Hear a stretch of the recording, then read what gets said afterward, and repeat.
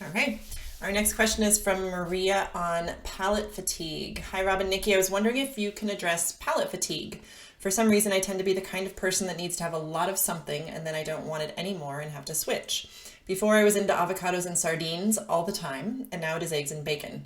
It's almost as if my body is asking for these foods at certain times. Thank you. So, good question. Palate fatigue is different. This is almost kind of like it sounds like burning out on stuff. Eating too much. Man, I did it with sardines. I did it with sardines, man. I used to love sardines. And then there was just one day, I think you were I had sardines, breakfast and lunch and traveling and everything. I think I got a can that was off one time and I was kind of sick from it or my body finally, but I need to be hungry to eat sardines at this point, or I need to do some kind of magic in dressing them up. But palate fatigue really has to do with the like a meal kind of experience. So if you're eating a lot of something, then eventually, even if it's a very good something, you will get bored of it. And this is the sensory specific palate fatigue at that one sitting.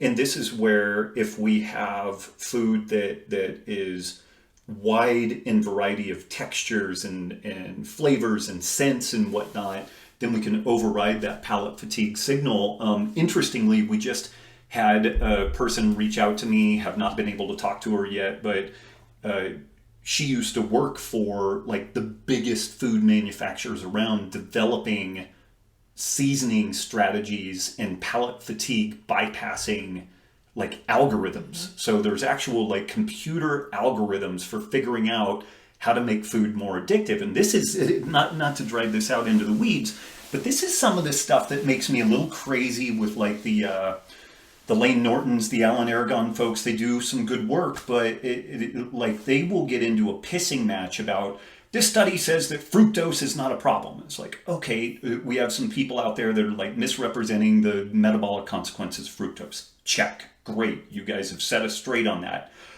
Now, what does this mean and what is the relevance there when we're talking about people eating processed food? People don't sit and eat plain fructose. They eat these highly complex, super engineered flavor combinations that, no joke, like it was fascinating. Like this email is fascinating. We're going to have, even though I'm not really doing much in the way of interviews anymore, I'm going to do some interviews in the future. And this gal is going to be one of them where she's like, you were bang on with Wired to Eat. Like there is a really highly refined understanding, like the Doritos roulette example that I've talked about. There's a super high refined understanding about how to engineer foods to be hyper palatable and effectively addictive, and having pissing matches about that like fructose versus this versus that, and ignoring this topic of palate fatigue and how you can bypass that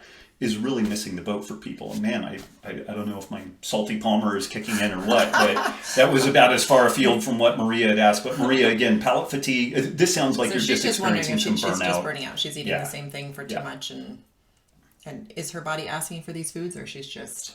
I don't know, man. My body would tell me to ask for like cookie dough ice cream all the time. So I don't know. I don't know. Maybe I'm some of that stuff. People are like the innate wisdom of the body, and sometimes it's like, I just want a piece of fruit, and so I don't know. Maybe that's the innate wisdom of my body, but more often than not, it's kind of like, man, that Twix or whatever would be pretty amazing. So I don't know. Okay. But you can absolutely burn yourself out on something. Yeah. Too much.